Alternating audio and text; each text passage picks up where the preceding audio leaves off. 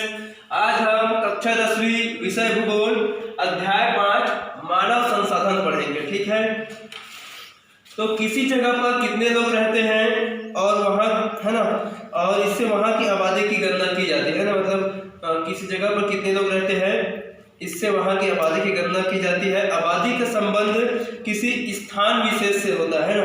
आप अपने बोलचाल की भाषा में कई बार जनसंख्या या आबादी शब्द का प्रयोग करते रहते हैं। जैसे हमारे गांव की जनसंख्या 675 है, अथवा रायपुर जिले की आबादी बस्तर जिले से अधिक है, आदि आदि इस प्रकार की हम है ना शब्दों का प्रयोग करते रहते हैं। तो अगर हम इन वाक्यों पर गौर करें तो पाएंगे कि इनमें से किसी न किसी क्षेत्रीय इकाई का जिक्र जरूर किया जाता है ना। इस आधार पर हम ये कह सकते हैं कि किसी क्षेत्रीय इकाई जैसे गांव, शहर, देश आदि में रहने वाले लोगों की संख्या को ही हम वहाँ की जनसंख्या या आबादी कहते हैं। जनसंख्या या आबादी का संसाधन के रूप में महत्व तभी है जब मानव की बुद्धि एवं कुशलता का उपयोग समाज के विकास के लिए हो तथा उसकी कार्य कुशलता से कोई न कोई उत्पादक कार्य पूर्ण होता हो।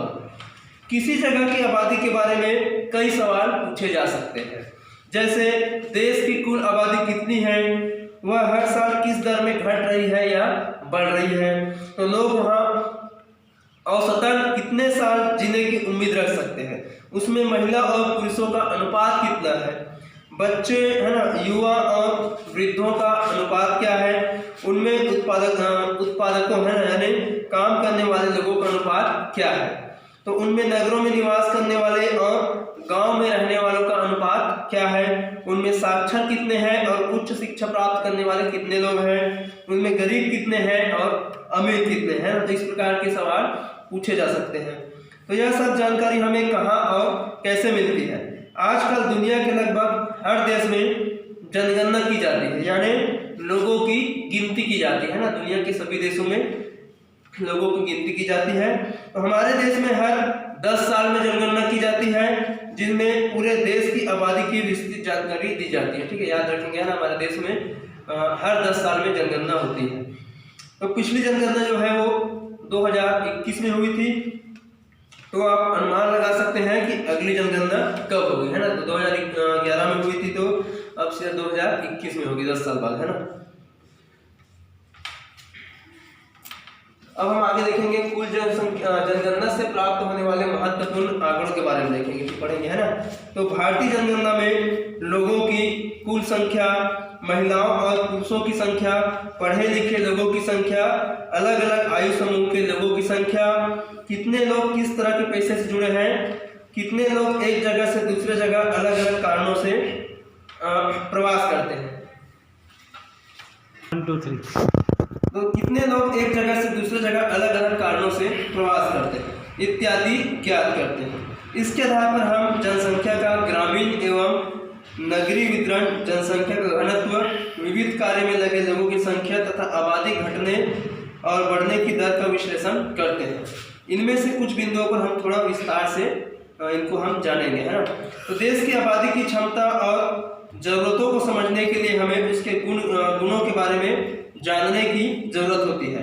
लोग अपनी शिक्षा, व्यवसाय, आर्थिक स्थिति, आयु, लिंग के आधार पर एक दूसरे से भिन्न होते हैं। ऐसे में लोगों की इन विशेषताओं को समझना भी जरूरी हो जाता है। इनमें से कुछ महत्वपूर्ण आंकड़ों को समझने की कोशिश करते हैं, है ना।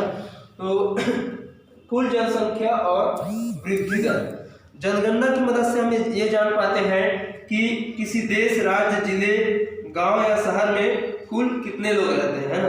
घर घर जाकर पता करने के कारण जनगणना का यह आंकड़ा सर्वाधिक विश्वसनीय माना जाता है। भारत में पिछली जनगणना 2011 में हुई है ना, मतलब 2011 में हुई थी, जिसके अनुसार भारत में कुल 2011 की जनगणना के अनुसार, है ना, भारत में कुल 121 करोड़ और 2 लाख लोग थे, है ना। तो 2001 में भारत में 102 करोड़ और 87 लाख लोग थे। तो इस प्रकार हमारे देश की आबादी पिछले 10 वर्षों में 17.64% बढ़ी है। इसे हम जनसंख्या की वृद्धि दर कहते हैं, है ना। जो जनसंख्या में वृद्धि हुई इसको हम जनसंख्या की वृद्धि दर कहते हैं। तो पृथ्वी की कुल आबादी का 17.5% जो आबादी है वो भारत में रहता है। भारत से भी अधिक जनसंख्या वाला देश केवल चीन है, जहां विश्व की आबादी का 20% रहता है ना। चीन में मतलब विश्व की आबादी का 20% है और भारत में 17.5% है। तो भारत जनसंख्या के मामले में ना विश्व का दूसरा सबसे बड़ा देश है। 2011 में छत्तीसगढ़ की आबादी 2,55,00,000 से अधिक थी, जो कि देश की कुल जनसंख्या का केवल 2% है। लेकिन छत्तीसगढ़ की जनसंख्या की 10 सालाना वृद्धि दर लगभग 22.6% है।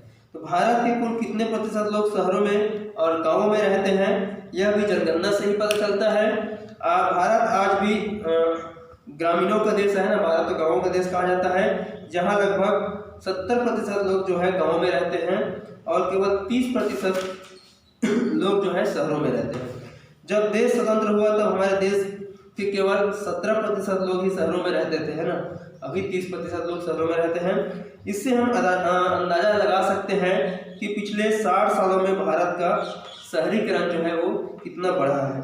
छत्तीसगढ़ की आबादी का कितना हिस्सा शहरों में रहता है? हमारे राज्य के लगभग 23% लोग शहरों में रहते हैं, जबकि 2001 में ये 20% लोग जो थे वो शहरों में रहते थे। तो ठीक है डियर स्टूडेंट्स, आज का अध्याय हम समाप्त करते हैं ना, और आपको अगले वीडियो में हम आगे का अध्याय पढ़ाएंगे। Thank you.